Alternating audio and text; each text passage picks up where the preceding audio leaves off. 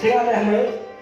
maaf kayak bingung kayak ide bingung bet lấy bisa kan làm phương đạo này melakukan angkat oh tuh mengenai kulung pohonnya saya dari belajar ide belajar kulmui soalnya sama kalau kita usah ide dari gudang để làm giao ke mingguan ide Pak Bungto kayak sang ide di ai tahu Pak Bungto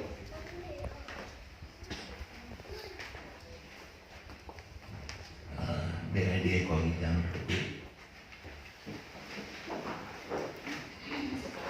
karena kalau engkau beli idea dengan belumku ke timbal idea ke pul pasang yang mungkin ke pul dan berhenti yang menitna ke batu lakai batin kapjui dan berhenti yang pul mui itu dan karena dan sama anak idea dan kau akan balik ke Batu Lakai dan nanti mau play prak play kan rock play situ kumbo engkau di idea nanti itu play di cup dan truk play di bulan Ramadan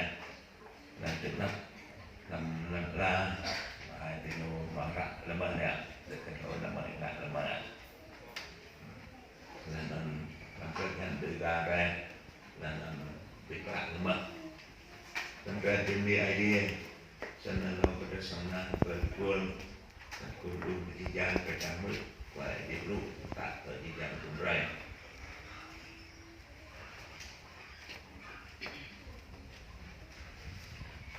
dân sẽ mất cái chân có ở đây